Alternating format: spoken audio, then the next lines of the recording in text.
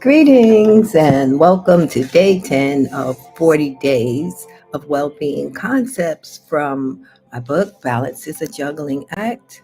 Today's concept is emotions are frequencies that attract like frequencies.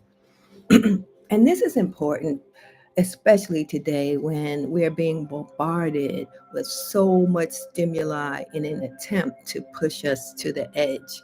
So it's up to us not to lose our head.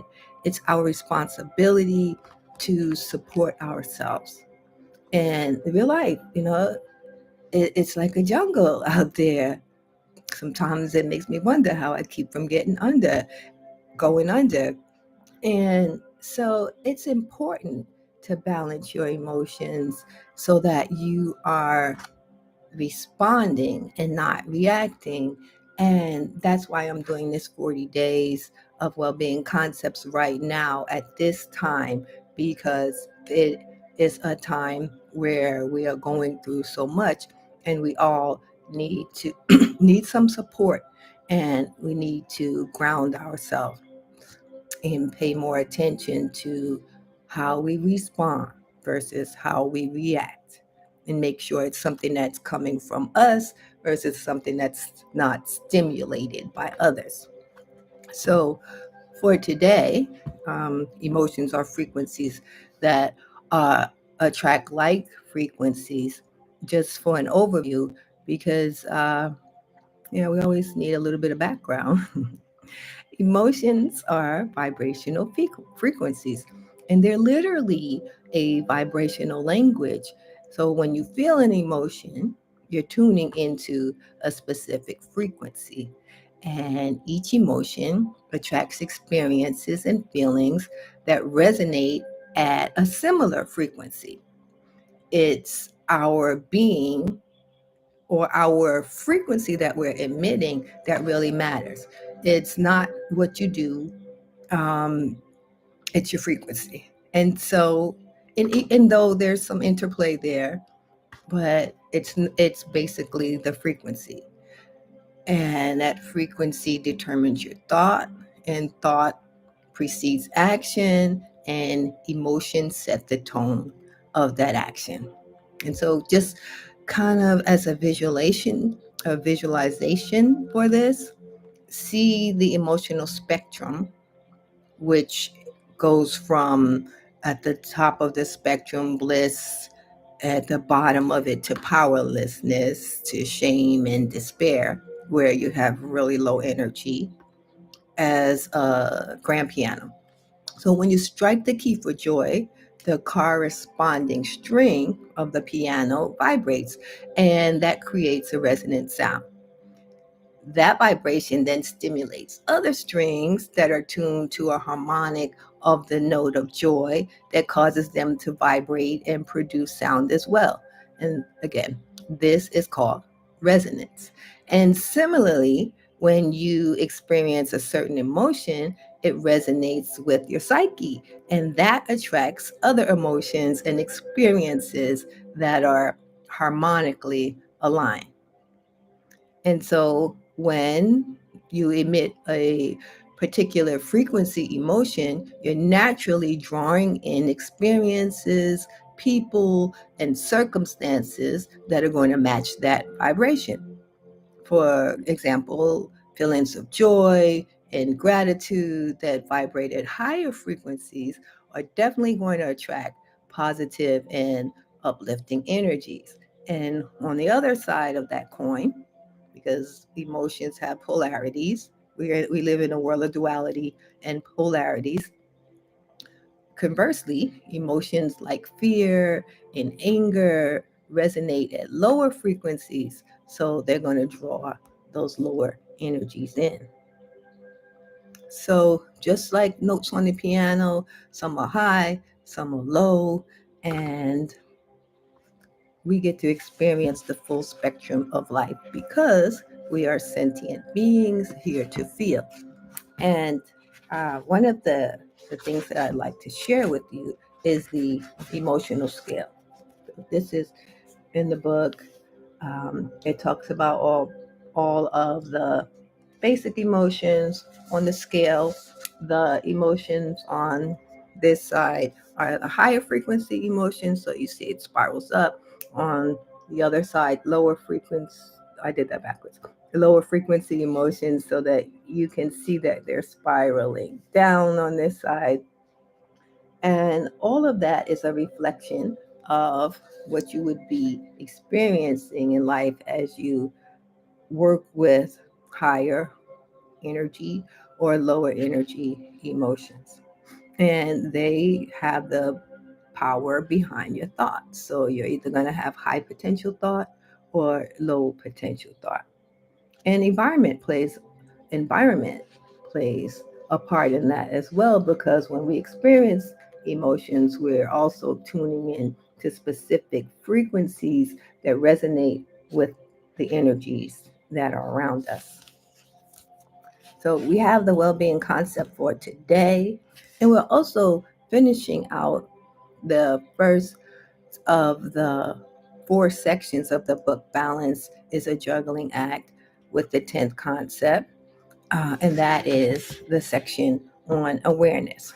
So we have been looking at these well-being concepts and just being made aware of the basics of the concepts, and then the next step after that is self-observation, where we're beginning to look more deeply at how it applies to us, and then from there we go even further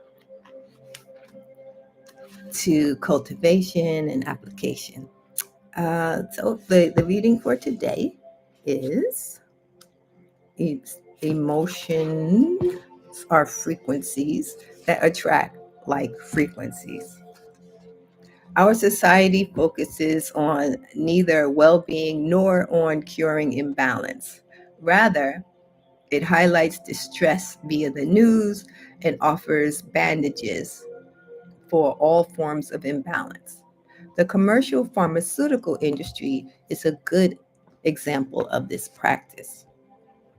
It takes concentrated focus to maintain a forward looking outlook. The key to maintaining this healthy perspective is holding the expectation of well being and aligning with a higher emotion than the one being experienced. The emotions on the emotional scale are ones we have all experienced to some degree or another. Emotions are frequencies or energy in motion. Each emotion has a range of potential from which to create life experience. For example, you cannot experience appreciation while experiencing the emotion or frequency of jealousy. The associated emotional state of jealousy is craving from a sense of lack. Life from that viewpoint or frequency shows up as experiences dictated by insecurity and disappointment. When experiencing a lower emotion, look around the bend as emotions spiral and expect to spiral up to a higher and higher point on the emotional scale of well being. You may not be able to leap from the contractive emotion of depression to an expansive emotion of joy yet. Happiness is just around the bend on the emotional scale of balance. Sometimes growth feels like imbalance. Still, even moving from anger to discouragement is an energetic movement and an improvement. Understanding mental health and emotional well being lets you know that as you shift, it's okay and natural to feel your way through awkward stages and uncomfortable emotions. Today, practice shifting from a lower potential emotion on the scale to a higher potential one. And here's a hint: gratitude for what you already have is one way to spiral up. Gratitude is the emotional gift that keeps on giving. Um, and also, I'd like to mention that after every 10 of these well being concepts, there's a balancing act. And I'm going to tell you what that balancing act is. And I trust that you'll take some time today to just tap into this meditation. And basically, it's very simple. You're going to close your eyes, um, and think of the topic for today: emotions or frequencies that attract like frequencies. And then you're going to just sit for reflection. Notice what thoughts jump up out first. You notice which ones which are reoccurring, which ones are going to take you down a path where you're spiraling down. And then notice what limiting beliefs or what limiting themes come up that try to put a ceiling on your contentment, your happiness, and your well being.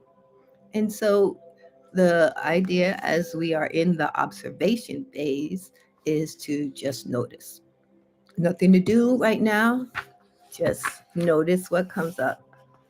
And so, are you ready to start journaling so that you can expand your mind and jot down your morning thoughts on emotions or frequencies that attract like frequencies? So, we're going to do that for a couple of moments, and I'll turn up the music while we do that, and then we'll close out.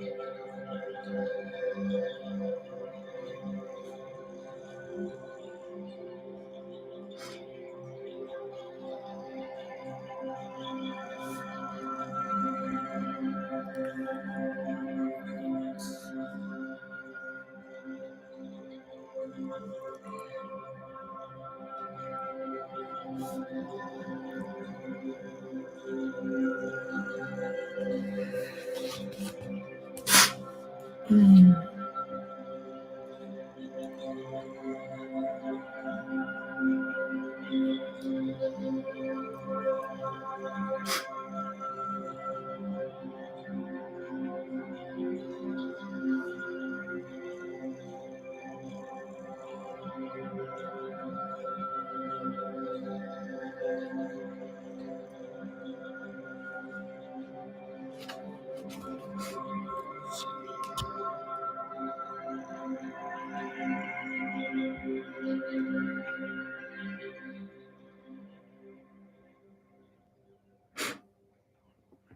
If you haven't finished journaling, please continue to journal as we close out. Just a reminder that our choices and intentions play a really important role in determining what frequencies we align to. And by consciously choosing to shift our emotions, we can shift our vibrational state and transform our reality, and which is our experience of day-to-day life. And this is really a powerful reminder of the influence that our emotions, hold over our lives, and the influence that we hold over our own lives. So just be mindful of the emotional frequencies that you emit and attract as you move through the day. And I look forward to seeing you with us tomorrow for day 11 as we begin the next section on self observation.